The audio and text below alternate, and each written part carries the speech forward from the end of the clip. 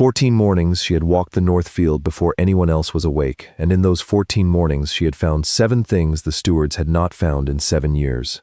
The Midsummer Assembly at Ashford Court was the most precisely arranged event in the county's social calendar, and those who arranged such things were careful to say so. 400 candles burned in the East Ballroom alone. The garlands of cream and ivory roses had been ordered from 3 separate markets to ensure no shortage of bloom, and the musicians, a full 8-piece ensemble imported from Bath, played with the kind of polished insistence that suggested they had been instructed never to pause.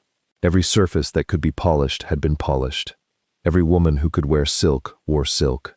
The room moved in the particular way of rooms that have been very deliberately made beautiful, with a kind of satisfied momentum, as though the chandeliers themselves approved. And at the edge of all that deliberate magnificence, kneeling at the baseboard of the north window with a candle held close to the sill, checking whether the frame had warped enough to let cold air in come winter, was Arabella Voss. She wore the dress she had worn to 2 previous assemblies, pale gray muslin, careful, rather than fashionable, and she was not attending the assembly so much as ensuring it did not fall apart before morning. The flowers had been her arrangement, sourced and negotiated personally, after the original supplier increased his price by 1/3, with 3 days' notice. The seating had been cross-referenced against a list of feuding families she kept in a small notebook. The musicians had been paid the correct half in advance, because Arabella had learned at the age of 17 that musicians paid the wrong half in advance, played as though the remainder might never come. She pressed one gloved finger to the window frame. Warped, yes. She made a note on the folded paper she carried in her left hand and rose, brushing her knees smooth. The room did not notice her stand. This was not unusual. Arabella Voss had been managing Ashford Court for 4 years in the name of her cousin, Lord Gerald Ashford, who managed it in name only, and she had long since learned that the person doing the managing was not the person anyone looked at. She looked at everyone else, because it was her function to do so, and in this way, she was the most comprehensively informed person in the room. She noticed, therefore, when the Duke of Coreth arrived. She noticed because the room reorganized itself around him, like water parting around a stone dropped into a still channel. He was tall, dark-coated, and dressed with the particular restraint of a man who has never needed to advertise. No decorative pin at his lapel, no elaborate cravat arrangement. Simply the dark coat, the pale cravat tied once and tied well. The upright bearing of someone who had spent enough years being looked at that he had entirely ceased to perform for the looking. He moved through the assembly, as through an obligation he had accepted in advance, and intended to discharge efficiently. He did not smile at the receiving line so much as acknowledge it. He spoke to Lord Gerald for approximately 3 minutes, and Arabella, watching from the periphery with her folded list, thought he looked like a man trying to find the useful thing in a conversation that contained very little that was useful. His gaze crossed the room twice as she watched.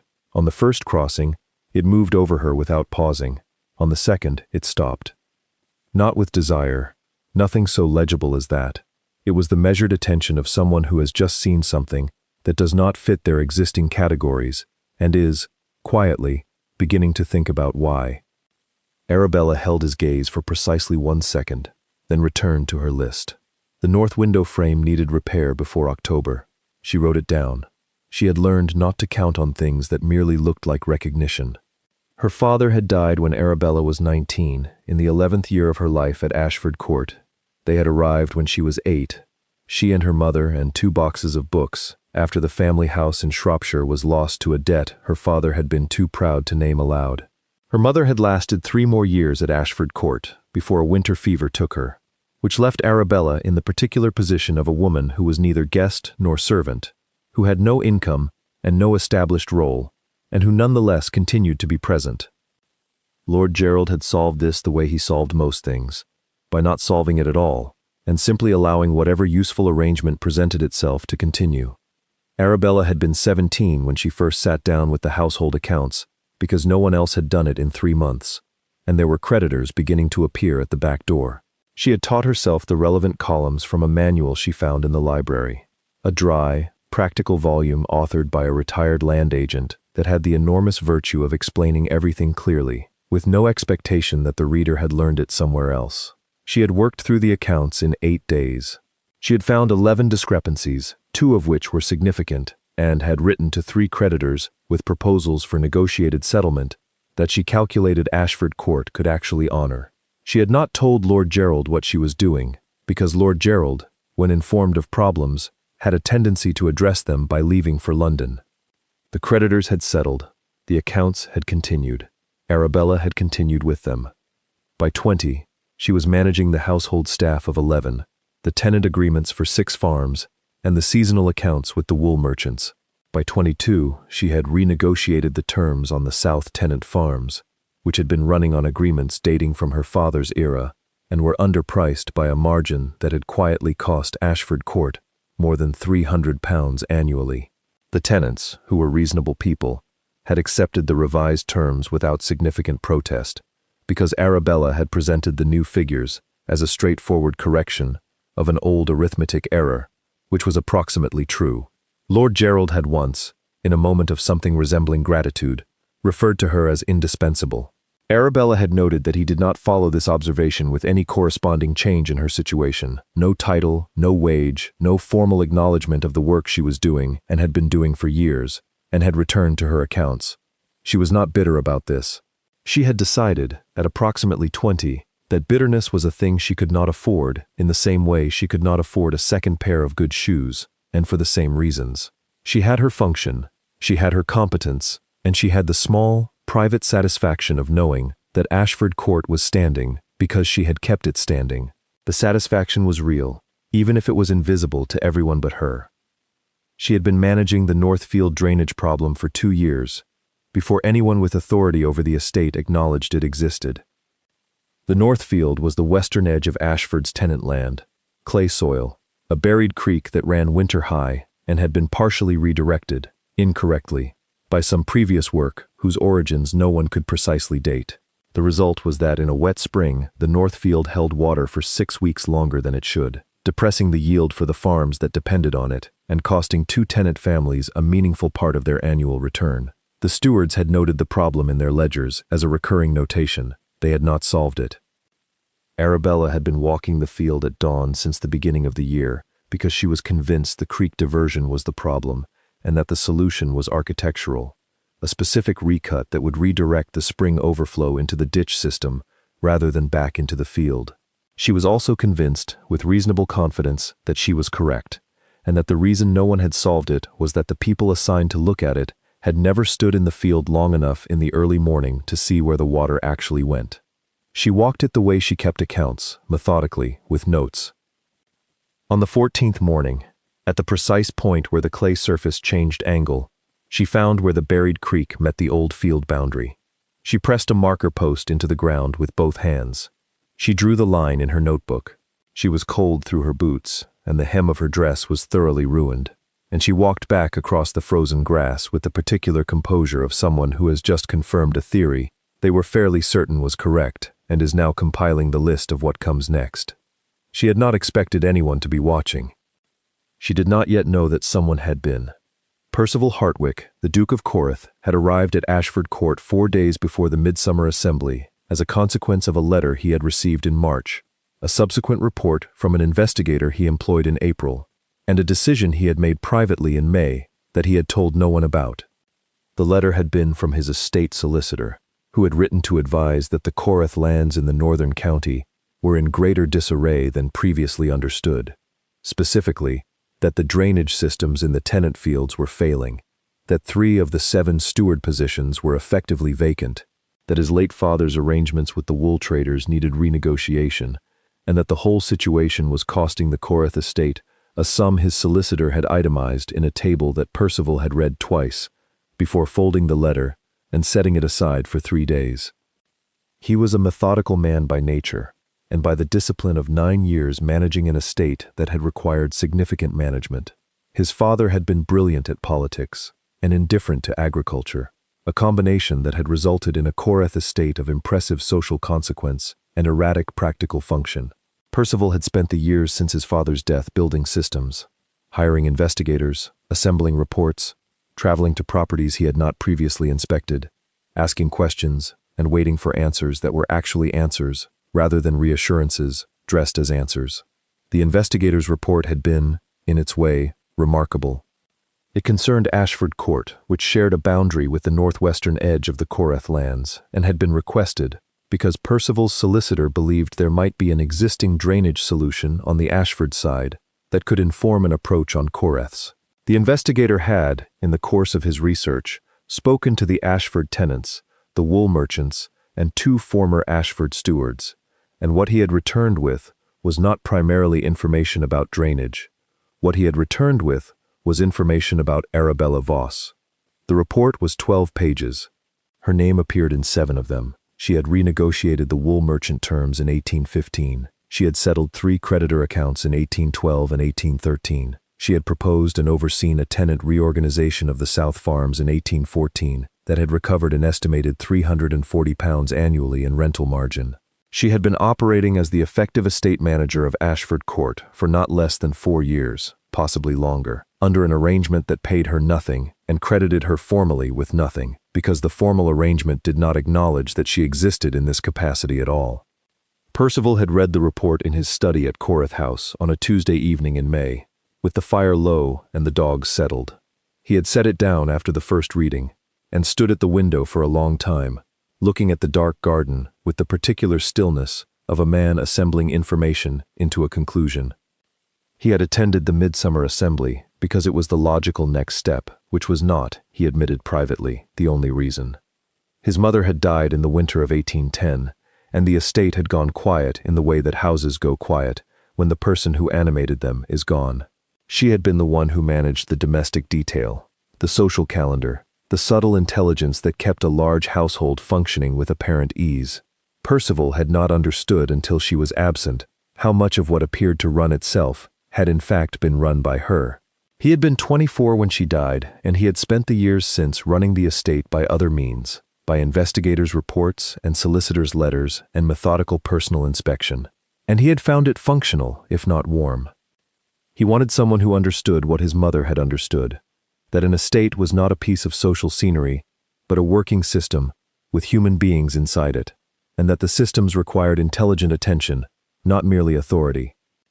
He had come to the Midsummer Assembly and looked around the room and seen Arabella Voss checking a window frame at the edge of a party she was keeping operational, and something had settled in him that he had not expected to feel settle.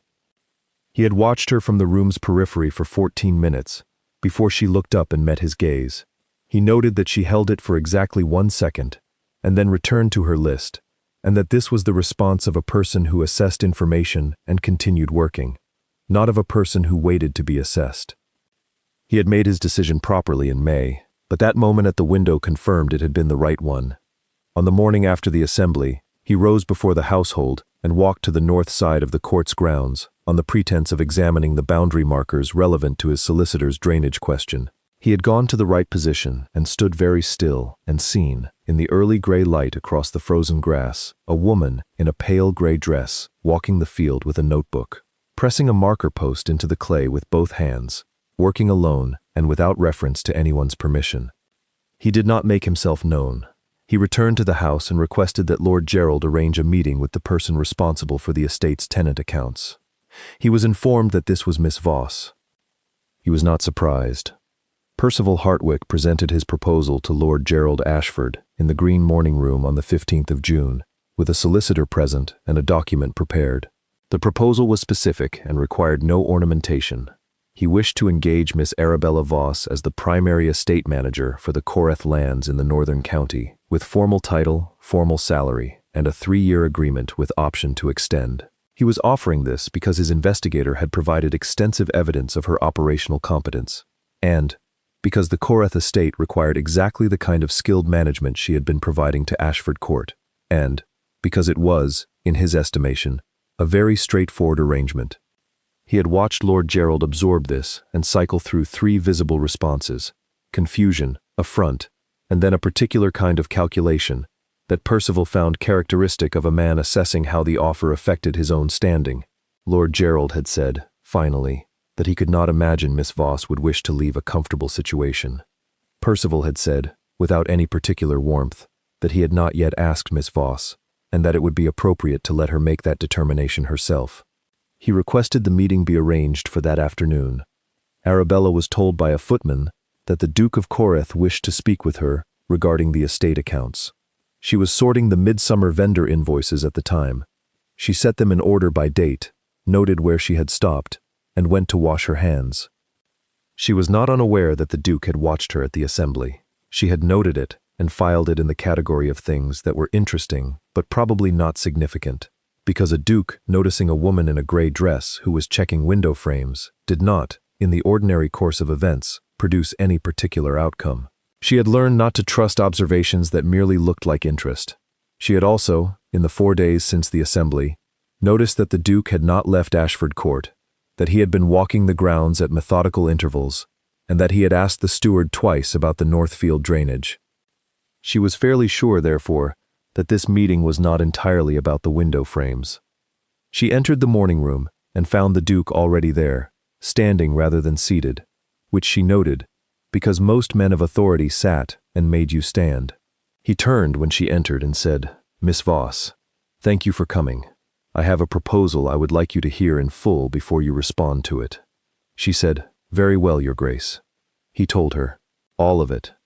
The investigator's report, the condition of the Coreth North lands, the specific operational problems his solicitor had identified, the salary, which was £200 annually, the first such wage she would ever have received for the work she had been doing for 4 years, and the formal title of estate manager, confirmed in writing, by which she would be publicly and legally known. Arabella listened. When he finished, she was quiet for a moment. Then she said, "Your investigator spoke to the Ashford tenants?" "He did." "And the wool merchants?" "Yes." "Then he will have told you that I resolved the creditor accounts in 1812 without any guidance from Lord Gerald, and that the South Farm renegotiation in 1814 was my sole design." "He did tell me that, yes." She looked at him with the particular steadiness of someone who is determining whether she has been seen or merely catalogued. Then she said, "I should like to think about this, Your Grace. May I have until tomorrow morning?" He said, "Of course," and did not appear surprised. She returned to the vendor invoices. She completed the sorting. She took her supper in the small dining room and went to bed at the usual hour and lay in the dark, thinking about the numbers. £200, the specific latitude of a formal title, the condition of land she had not yet assessed, with the quiet, methodical attention she applied to everything. In the morning, she told him yes. What she did not know until much later was that after she had left the morning room and returned to her invoices, Percival had stood alone at the window for some time, looking at the frozen Northfield through the glass, and had allowed himself one moment of uncalculated relief before he reclosed the shutters and returned to being the Duke of Coreth. The Coreth estate house was called Drumcot Hall, and it sat on a low ridge above the northern valley, like a house that had decided the view was worth the wind. It was large and well built, and had the slightly exhausted quality of a house, maintained by people who understood maintenance, but not warmth. The stone was pale, the windows wide, and every threshold was swept. Arabella arrived on a gray Tuesday in early October, with a trunk of books, 2 notebooks, and the dry land agent's manual she had carried since she was 17, which had the same annotations in the margins she had made at the beginning, and which she still consulted when she needed to be sure she was right.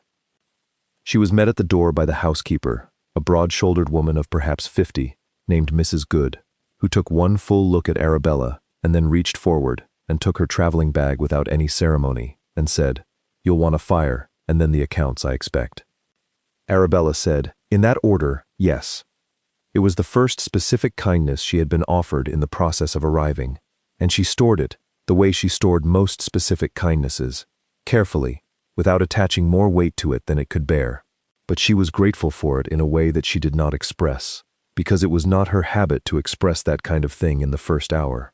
The accounts were produced the following morning, and they were, as the investigator's report had suggested, a significant problem. Not fraudulent.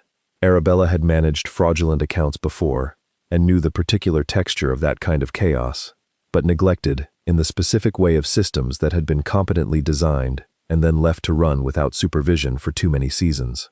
There were gaps in the tenant payment records, an ongoing discrepancy in the wool merchant agreements that indicated someone had been overpaying a broker by a commission that had apparently been agreed by verbal understanding and never documented, and a drainage maintenance fund that had been designated in the accounts, but whose disbursements for the past 3 years could not be traced to any actual maintenance work. Arabella sat with the accounts for 5 days before she lifted her head and declared a position. During those 5 days, the household organized itself around her presence with the slightly cautious interest of people assessing a new and apparently serious variable. The senior steward, Mr. Doyle, who had managed the northern lands for 11 years and had clearly not been consulted about the hire, treated her with the careful neutrality of a man who has not decided yet whether to be insulted. The junior stewards were simply quiet. The cook, a forthright woman named Mrs. Fairley, brought her a plate of food at noon on the second day and set it beside the account books without comment, which Arabella appreciated for exactly the same reason she had appreciated Mrs. Good's first greeting. It was a specific action in place of an opinion. On the evening of the 5th day, Percival Hartwick came to the estate office. He knocked, which she noted. He said, "I wondered if you had formed any initial conclusions." She said, "Sit down, Your Grace. I have a list." He sat. She presented the list. She had found 23 discrepancies in the tenant records, 2 of which pointed to tenant agreements that had not been updated since his father's time and were generating significantly less rental income than the current market would support. The wool broker overpayment she estimated at $400 annually over at least 3 years.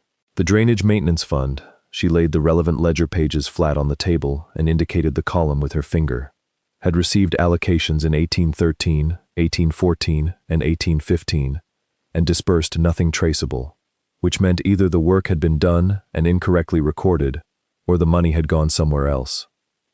Percival looked at the ledger pages for a long time. Then he said, "My steward tells me the Northfield drainage is the original design and has never been properly addressed. That is consistent with what the records show," she said. "But I would need to walk the field to be certain." She paused.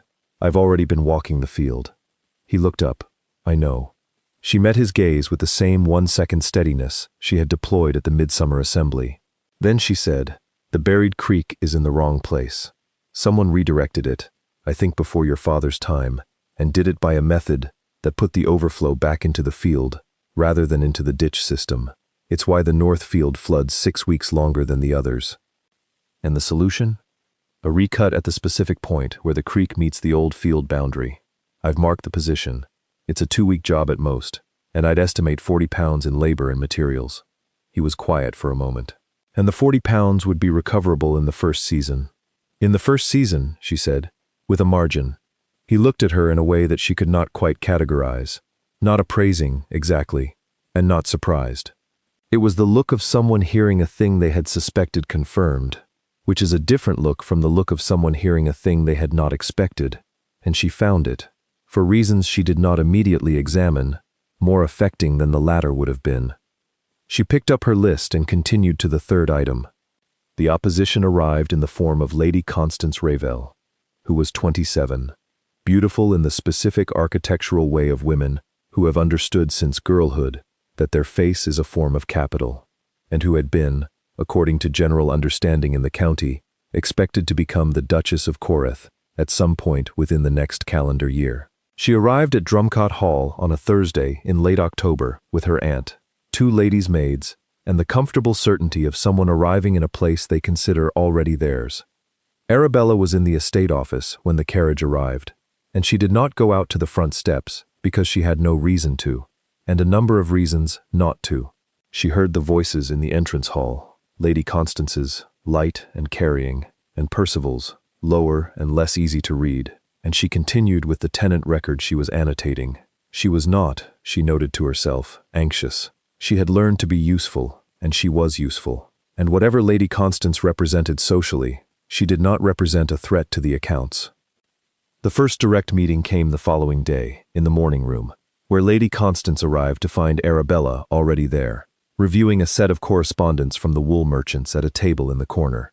Lady Constance stopped and assessed her with the frank, unhurried scrutiny of someone accustomed to assessing rivals and not particularly troubled by the process. "You must be the estate manager," she said, with a precise emphasis on the last 2 words that communicated quite a lot about what she thought of estate managers generally, and this one specifically. "I am," Arabella said, and did not stand, because she was working and had no formal obligation to stand. Lady Constance looked at the correspondence spread on the table.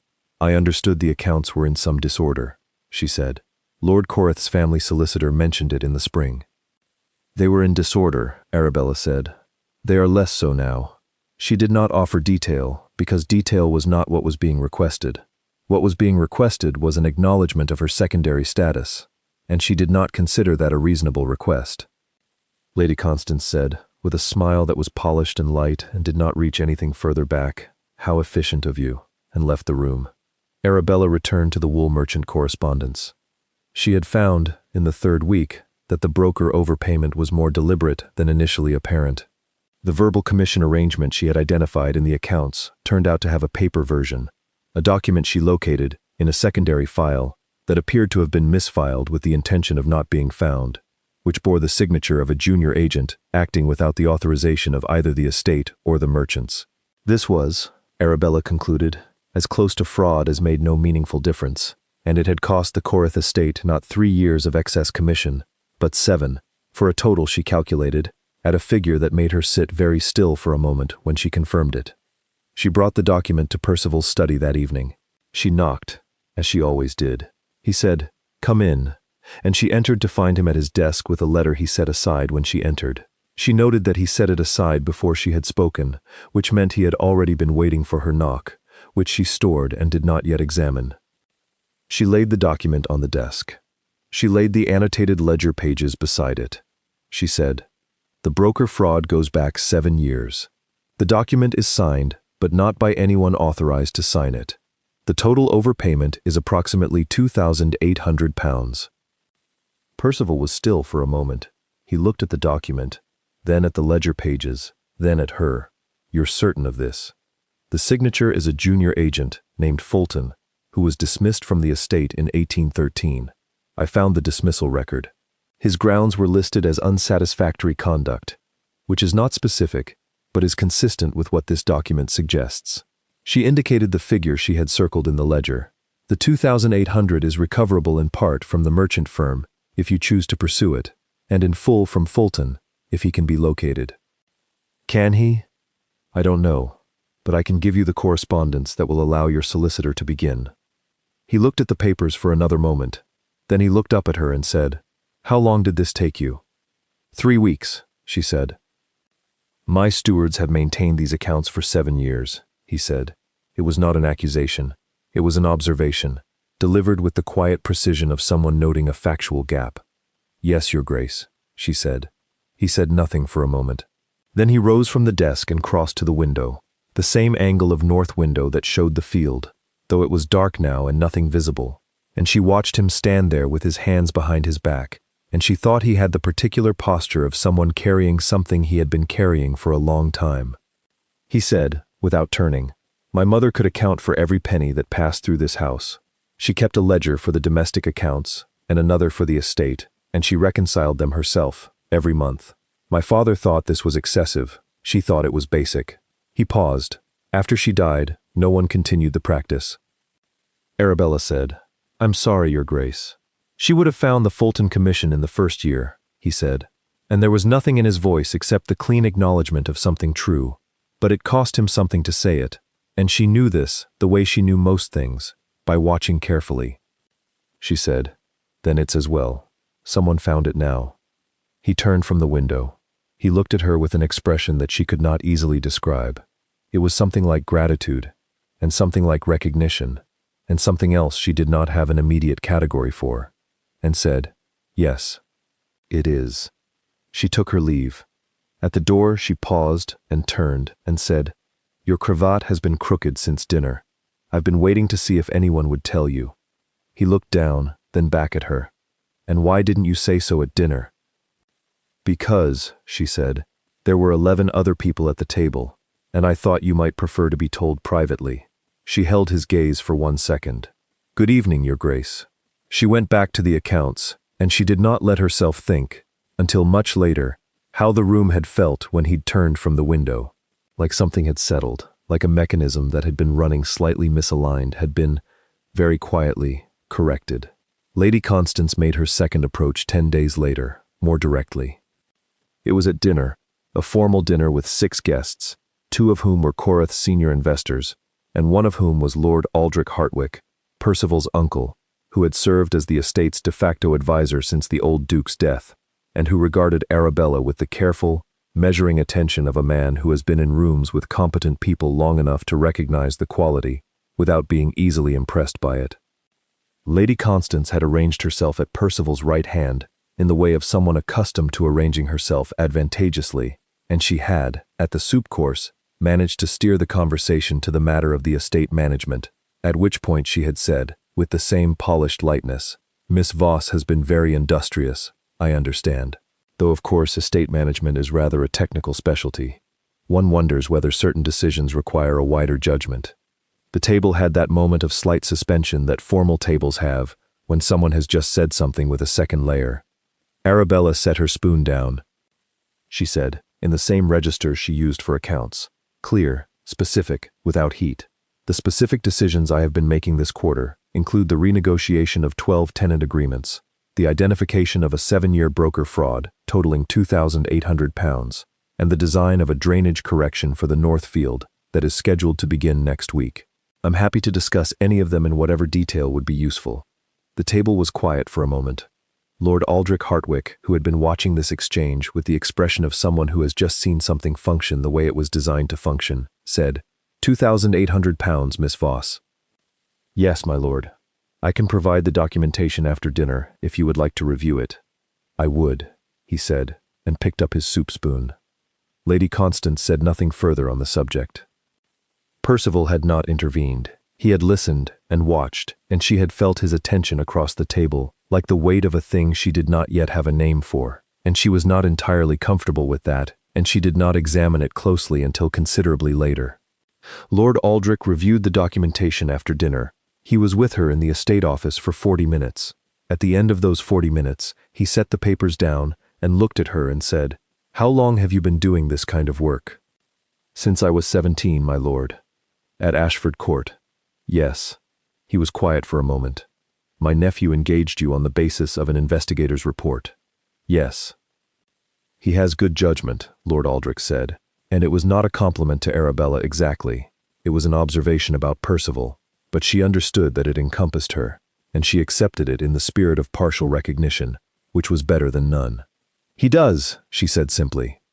The Northfield drainage work began the following Monday and was completed in 11 days, 5 days under estimate, at a total cost of £37 rather than 40, because Arabella had negotiated the labor rate with the local works crew directly and had been specific about what she needed rather than leaving it to the steward to interpret. Mr. Doyle, who had been watching this process with diminishing neutrality and increasing attention, came to the estate office on the 12th day and said that he had thought the creek was too far buried to redirect, and that he had been wrong, and that he'd like to understand the method in case it applied to the East Field boundary, which also ran heavy in spring. Arabella said, "Sit down, I'll show you." She had been managing crises before breakfast for years. She could manage this.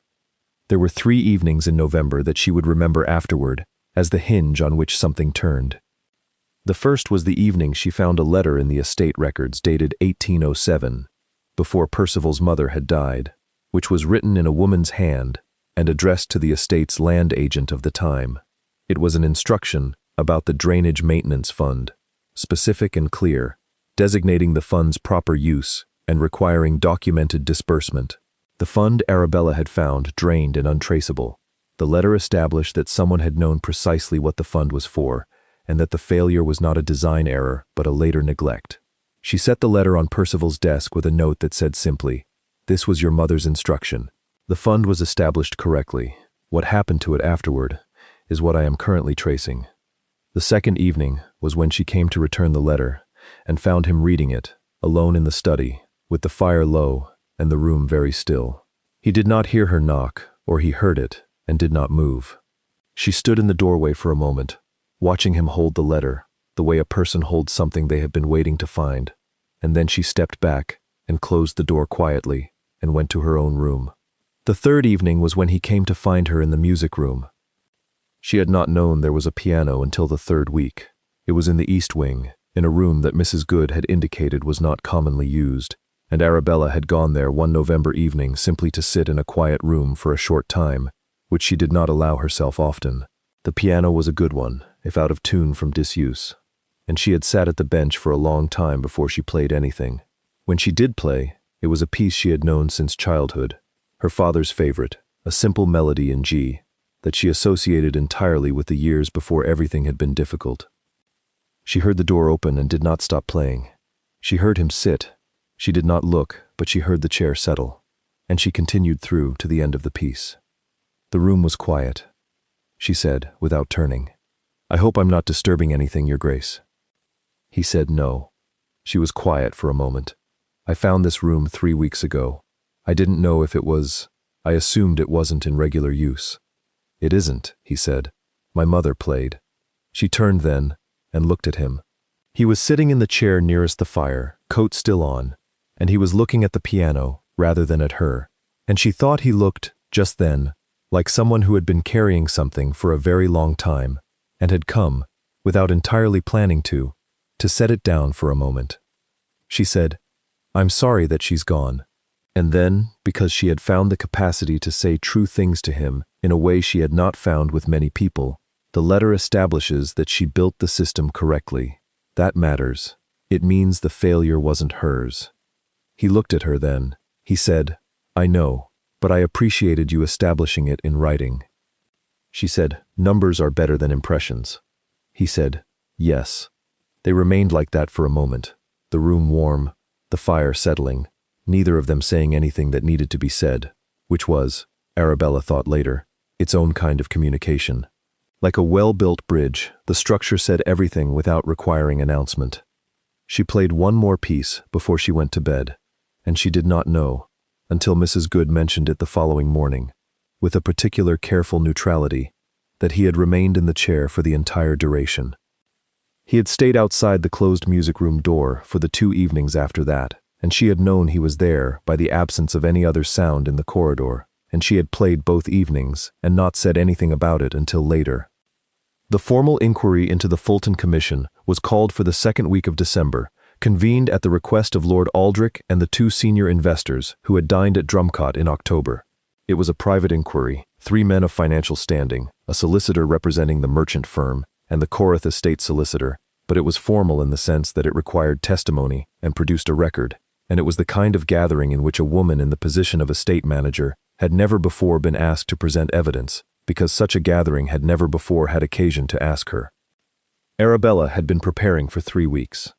She brought 4 things to the inquiry: the ledger pages covering 7 years of broker payments, the fraudulent commission document with Fulton's signature, the letter from Percival's mother establishing the proper function of the Drainage Maintenance Fund, and a summary of her own findings, 12 pages long, organized by year, cross-referenced against 3 independent sources, and written in the clear, specific language of someone who had learned accounting from a practical manual and had been practicing it for 11 years. She stood at the head of the table because that was where the evidence was to be presented, and she presented it. She did not argue, she did not plead. She described what she had found, indicated where in the documents the relevant figures appeared, and answered the questions of the 3 financial men with the same precision she applied to the tenant records. The solicitor for the merchant firm attempted twice to suggest that the commission document might have been authorized at a level she was not aware of, and she said, both times, the authorization record would be here, and indicated the relevant section of the ledger, and it is not, and moved on. Lord Aldrich sat in the corner and watched. He did not ask questions. He had already read everything. Percival was not at the inquiry table.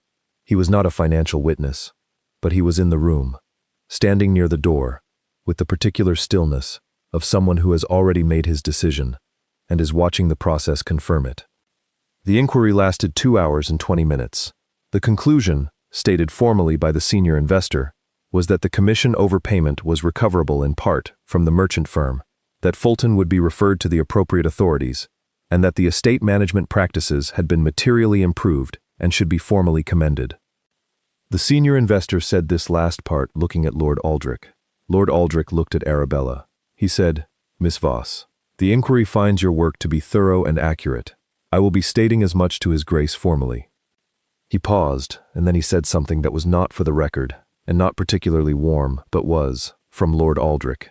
Which was to say, from a man who had spent 40 years in rooms where evidence was assessed and conclusions drawn. Significant. My nephew was not wrong. It was not a full acknowledgement, it was not warmth, but it was the recalibration of a man who assessed things accurately, and had just been given very clear things to assess, and Arabella accepted it as such. She gathered her documents in order of reference and returned them to her case. She was aware, peripherally, that Percival had crossed the room and was standing somewhat closer than the proceedings had required. When the other men had gone through into the adjoining room for the subsequent private discussion, he said, "Miss Voss." She looked up. He said, "You will have recovered, by the time this is settled, more from the Corrith estate than my 3 stewards combined in the last 7 years. She said, "That wasn't the point of the exercise." "I know," he said. "That is precisely why I am saying it." He extended his hand, not in the way of a social gesture, but in the way of someone making a deliberate choice in a specific moment. She was wearing gloves, as she always was, and she gave him her gloved hand, and he raised it and pressed his lips to it, briefly, without ceremony, but without any suggestion that he found the gesture small. The room did not erupt. There was a suspended moment in which nothing moved. And then the fire settled, and the clock in the corner struck the hour, and Arabella Voss stood in the room, where she had just dismantled a 7-year fraud with organized paperwork, and felt, for the first time in a very long time, entirely visible. She did not cry. She straightened her spine and continued. But she pressed one hand against the mantelpiece for just a moment, briefly, before she turned and followed him out. Lady Constance departed Drumcott Hall the week after the inquiry, with the pleasant composure of someone who has assessed a situation and determined that it no longer merits their continued presence. She was not destroyed by this, she was simply elsewhere. The county would produce other eligible women for Lady Constance's particular campaign, and she was skilled enough to manage them. She left without incident, and Arabella did not mark her departure, except to note that the morning room was quieter. Percival proposed at the New Year dinner, in front of Lord Aldrich and 4 estate guests, in the correct formal manner that his position required, and that Arabella had been half expecting since December, and half declining to expect, because she had learned not to trust things that merely looked like they were going in a particular direction. He said the appropriate words. She said yes in the way that people say yes when they have not yet had the conversation they intend to have about the substance of the matter. And then the dinner continued and the guests raised their glasses, and Lord Aldrich said something brief and civil that was neither warm nor unwelcoming, which was the version of approval she had expected from him, and which was, she thought, adequate. 3 days later, Percival came to the estate office. He knocked, she said, "Come in," and he came in and closed the door and sat across the table from her, which he had never done before. He always sat to the side, looking at the documents together rather than across them, which she had noticed and not mentioned, and he looked at her with the particular directness of a man who has already made one declaration and is about to make the one that actually matters. He said, "I said what was appropriate at dinner. I would like to say what is true." She set her pen down. She gave him her full attention. He said, "I asked you to come to Corrith because my estate was failing, and my investigator's report told me you were the person who could stop the failure. That was the business case. I read it in May, and I arrived at Ashford Court in June, and I watched you walk a frozen field at dawn to find the place where the water was going wrong." He paused. "That was not part of the business case." She was still. He said, "Not because it is convenient or appropriate, or because it fits the requirements my position imposes, but because you are the most genuinely competent person I have encountered in 9 years of managing an estate that required genuine competence, and because you play my mother's favorite piece on a piano no one has touched in 4 years, and because you told me my cravat was crooked and waited until we were alone to do it." He looked at her steadily. "I would like, if you are willing, to build something with you that is better than what either of us has managed alone." Arabella was quiet for a moment. That was not hesitation, but its opposite, the stillness of someone thinking through a thing completely before answering. Then she said, "Your Grace." He said, "Percival." She considered this for another moment, and then she said, "Percival, yes." He was quiet, briefly, in the way of someone absorbing something they had hoped for but not allowed themselves to count on. Then he said, "Thank you." She said, "You should know that I intend to finish the Eastfield drainage assessment before spring." he said. "I expected nothing less." She brought everything she had, and she put it to work. They married in March, in the small chapel on the Coreth estate grounds, with Mrs. Good weeping quietly in the third row, and Lord Aldrich standing at Percival's right hand, with the expression of a man who has arrived at a conclusion he did not anticipate and is making his peace with it at the appropriate pace. There was a woman from the county named Charlotte Fairfax, the wife of a neighboring estate manager, who had become Arabella's particular friend in the winter months, direct, unguarded, and occasionally indignant on Arabella's behalf in ways that Arabella found both unnecessary and deeply appreciated, who stood at her left and held her flowers with the proprietary warmth of someone claiming credit for an outcome she had supported from the first meeting.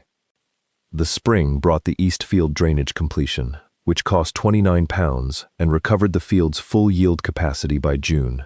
The summer brought the formal settlement with the wool merchant firm, which recovered 840 of the 2,800, which was not the full amount but was real and documented, and represented the first significant financial reckoning Coreth had made in 7 years. The following year brought a son. They named him Edmund for Percival's grandfather, and he was fair like his mother, and had Percival's particular quality of watching things very carefully before deciding what to do about them, which was evident by the time he could pull himself upright against the furniture in the morning room. Arabella noted this, with the satisfaction of someone who has correctly identified a design feature from an early prototype, and Percival noted it by watching his wife watch his son with an expression that he kept mostly to himself. The professional legacy was specific and durable. Arabella spent the 4 years following her marriage producing a set of annotated accounts, the Coreth estate model, as it came to be called, that documented the systematic approach she had applied to the tenant records, the wool merchant renegotiations, the drainage fund management, and the broker fraud recovery.